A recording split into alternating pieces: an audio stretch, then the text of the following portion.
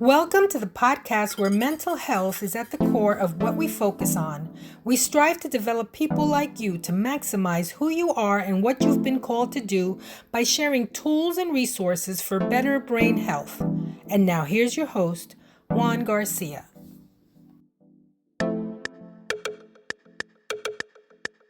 Welcome everybody. We are covering emotional intelligence, also known as EQ.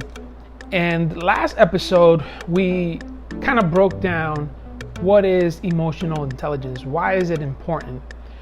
And it's the comparison of IQ as it relates to intellect and how we think and the amount of information we can process, and emotions as it relates to how well we can manage it, how aware are we of our own emotions and of others. So I broke it down into 4 quadrants. Now, there is a 5th category, which we'll talk about today, but basically the 4 quadrants that I discussed in the last episode are the main quadrants of what it takes to have emotional intelligence. And I'll explain a little bit more about that in a little bit. But just to summarize from the last episode, the 4 quadrants of what make up emotional intelligence is first, self-awareness. How aware are we of our own emotions? And then there's self-management. How well are we taking care of our emotions once we realize what they are? And then the 3rd quadrant is social awareness. How well are we pinpointing or figuring out how people are feeling? Another word for that category is empathy, which we'll talk about later in the series. And then the last and 4th quadrant is social skills. Once we are aware of someone's emotional state, how are we dealing with it? How are we communicating or relating to people that feel the way they feel once we know that? So those are the 4 main categories that make up emotional intelligence, also known as EQ. And the reason why we're bringing this, as I mentioned before in the last episode, is because most organizations in the world today are using some type of emotional intelligence assessment to hire people.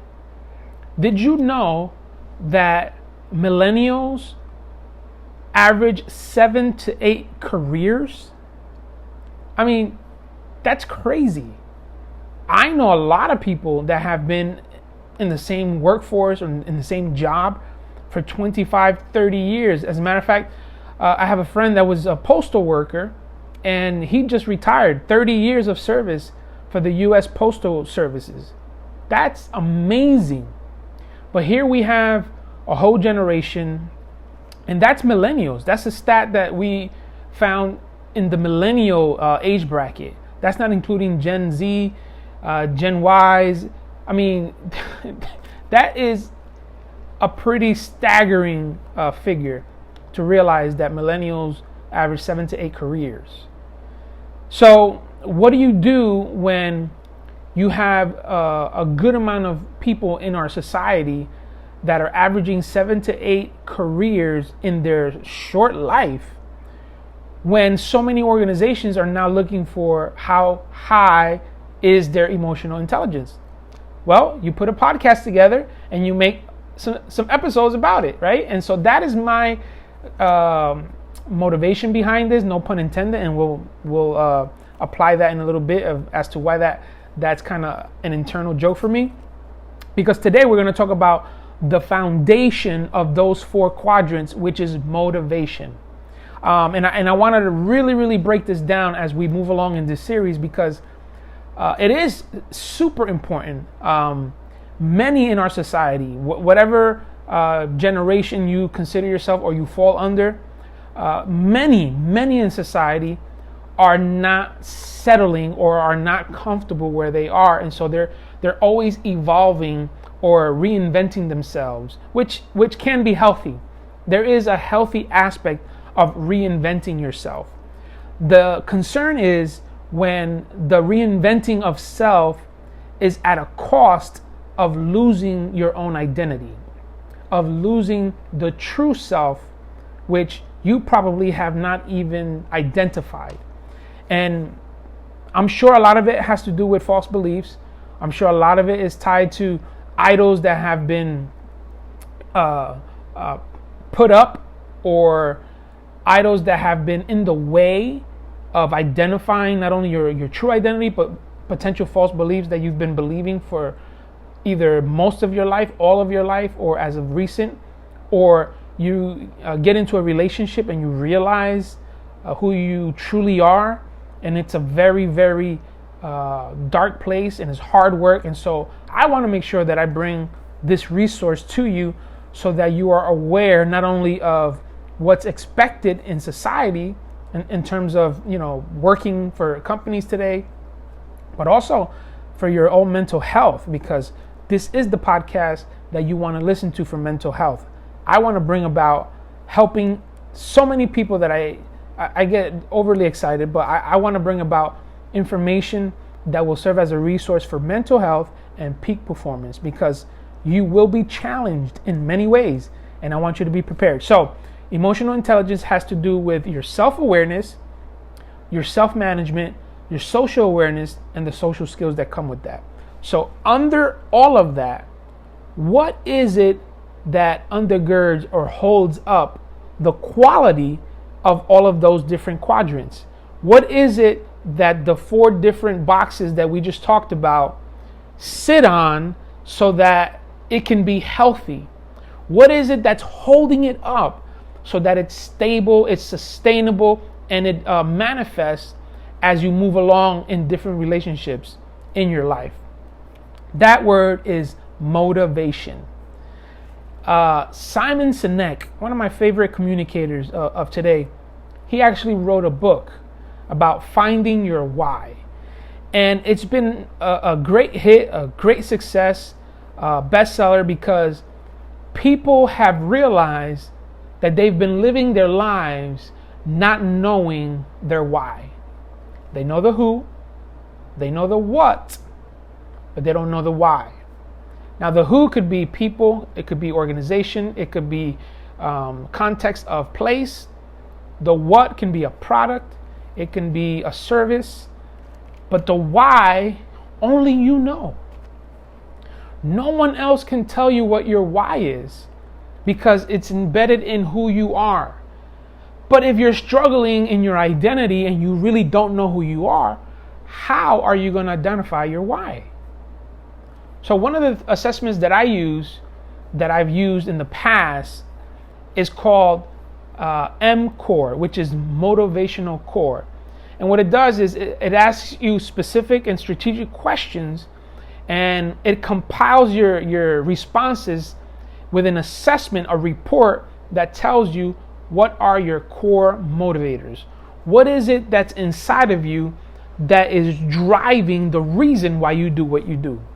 So, for example, once you know you're self-aware of your emotional state, you're self-aware of how you feel about specific things, and you're responding accordingly, then you start to manage. And once you manage, now you have to be concerned to a point, not totally overtly concerned, because you can't control people. You can't control how people respond or react. You can only control how you do that, right?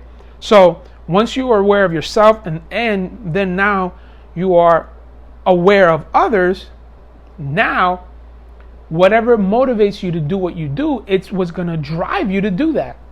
And if you don't know what that is, you're always going to be teetering. You're always going to be unstable. You're always going to come to that place where you're telling yourself, I don't know why I keep doing this. I don't know why I keep falling for that. I don't know why I keep attracting certain people. I don't know why I keep averaging 2 years at a job, and I have to. All of these questions surface because you have not found your why, your motivation. And if you've never read the book, Finding Your Why, I highly recommend it. I'll put it in the description box so you can find it online. It's a great book. I have it on Audible as well. It's a great tool to have as a reminder that your why, not only is it important to obtain and to see, but it's important to have it fresh in your mind and in your heart, so that you realize why you do what you do and what is behind the things that you do. Now, I want to define this term motivator in the context of EQ, or emotional intelligence, because that's what we're talking about. And in a high emotional intelligent person has motivation, and being motivated consists of enjoying what you do, working towards achieving goals, and not being motivated by money or status. Being motivated consists of enjoying what you do, working towards achieving goals, and not being motivated by money or status. This is huge, because it's the ultimate question. If you didn't have to worry about money, or you didn't care about what people cared about you or how they cared about you, what would you be doing? So a lot of people, I'd be this, I'll be playing video games. I've heard that one. I'll play basketball, I'll play a sport, or I'll teach, I'll nurse, whatever it is. That is your why. Whatever's behind that answer is your core motivation. Once you discover that, then everything else is just something that you're dealing with along the road in your life. But at least you know your why. At least you know what's pushing you, what's motivating you. It's not money, it's not status. Now, I want to break that down a little bit, because when we talk about temperaments, remember, there are 5 temperaments that we cover on this podcast, and two of them are totally extroverted. 2 of them are totally introverted. The 5th one has a little bit of both. It's a blend. And depending on the area, whether it's inclusion, control, or affection, it expresses itself whether extrovertly or in an introvert way. And if you have no idea what I'm talking about, you need to watch the other episodes and learn about temperaments. But I bring that up because the whole aspect of being motivated by money or status has to do with whether you are an introvert or an extrovert. So money, if someone is doing something in life, whether it's a job or building relationship with people, and their motivation is money, then it's typically an introvert, because introverts equate money to safety and stability. Introverts equate money to safety, or security is another word, a good word for that. Safety, security, or stability. So that becomes important to them. That means that their core motivation is really not money, it's insecurity. So if the motivation is insecurity or instability, then it's a negative motivation. So along the line, somewhere there's going to be a mishap or a hiccup, because the foundation, which is motivation, is negative. Caught that? And if it's negative, ultimately there's going to be a negative consequence or effect. Conversely, when we talk about being motivated by people or pleasing people or status, now we're talking to the extroverts. Because for us extroverts, when we get to the point where we get approval, we get recognized by people, that gives us a status and it makes us feel good, then our core motivation may look like approval, acceptance, affirmation. And if our core motivation is approval, acceptance, or affirmation, that means that our true core motivation is low self-esteem and a negative or low view of ourselves in terms of value.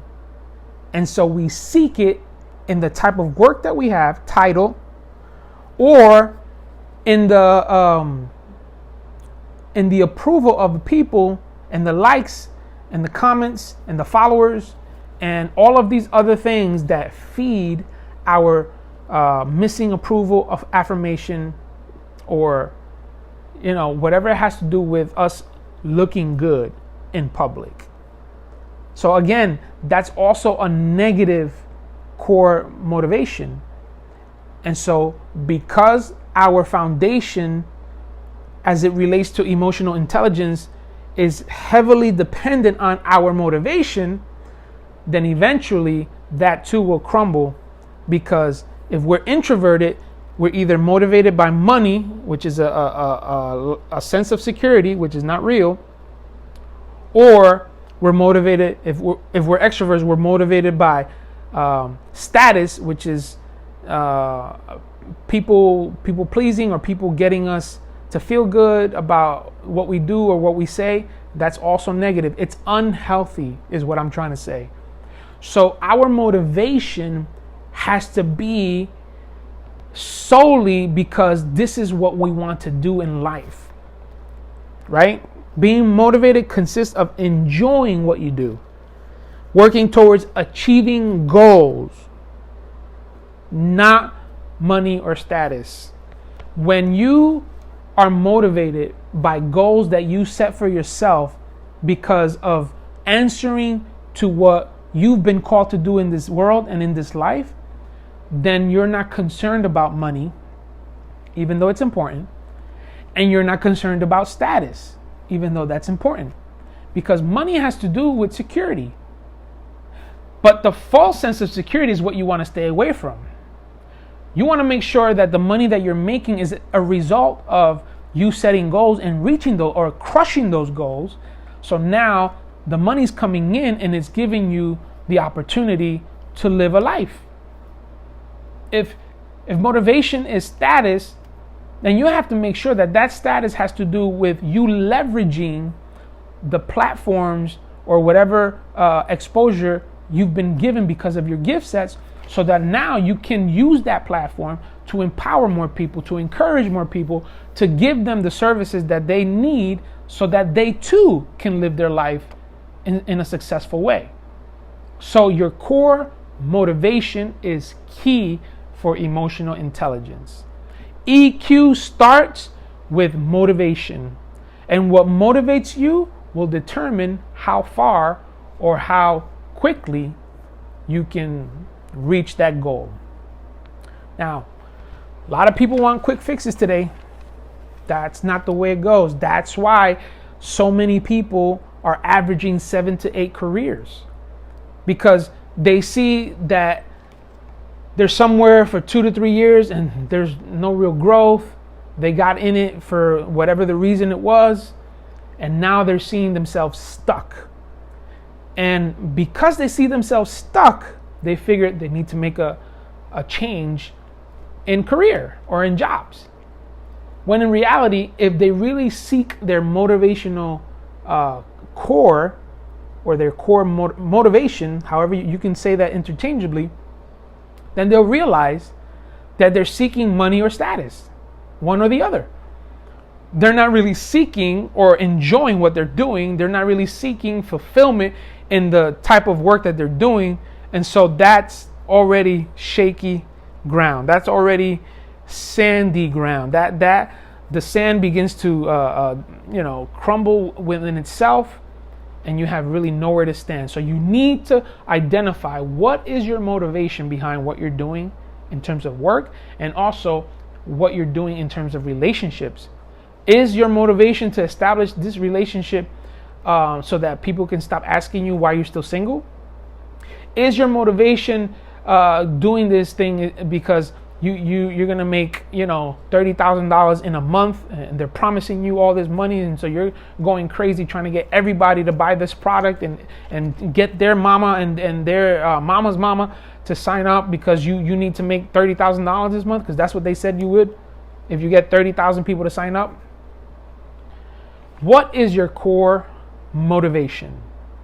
Once you identify that, then you'll know which way to go. Very, very, very important. People with high EQ are also very good at motivating themselves without needing external support. They have a high quality standard for themselves and others, and they set goals and motivate themselves.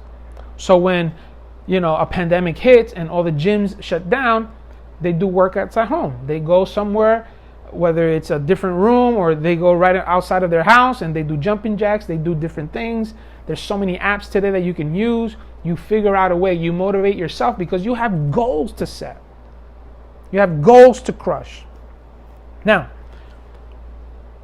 when you have high IQ in the EQ area,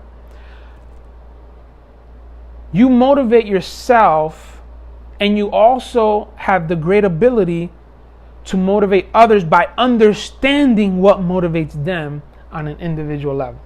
That's why this is so awesome, because when you develop these relationships with people, you also start to see what motivates them. You start to see their identity, even before sometimes they know their own identity, because you have high emotional intelligence. And people that have high emotional intelligence can identify it in someone else. And if that person does not have high emotional intelligence, one that does can help them identify it and see for themselves. So, motivation explains why we do what we do. Motivation explains why we do what we do. So, that's the question. Why do you do what you do? Do you feel stuck? Do you feel like you made a mistake? Maybe you need to do MCOR assessment. Maybe you still need to do your temperament assessment. Come on, let's get these things out. Now, I don't make any money on these assessments, so I just want to make sure that you realize that I am trying to help you know who you are and know why you do what you do. So it's totally on you. It's a benefit that you know this stuff, because now you can interpret it or translate it into your workspace, your career, your relationships, not just with yourself, but with others, your family, your friends. So make sure that you are doing the hard work that it takes to be successful. This is not easy work, guys.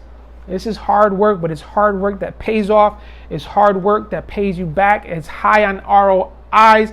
It gives you so much more than what you think you're giving it.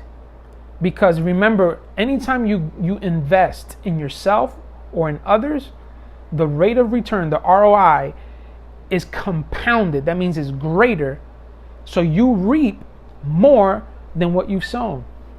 Haven't you noticed that in the vegetation world, where you can have one seed planted, and whatever that seed represents, when it's ready, when it grows out, when it matures and is ready for you to pluck the fruit, it doesn't give you one seed back. Some give you hundreds, thousands of seeds in a tree. It can give you many seeds in one fruit. One fruit that you pluck has more seeds in it in one fruit than the one that you put down to sow. And that's just one fruit. Imagine the rest of the tree that has more fruit. So the purpose of investment, and in this context, we're talking about investing in yourself to know your why and to know your temperament, so that now as you do that and as you live it out, as you practice it out, you will reap the compounded interest of what you invested, and you're going to be better for it. You're going to feel better. You're going to do better. And you're going to help so many people in this life with how you live.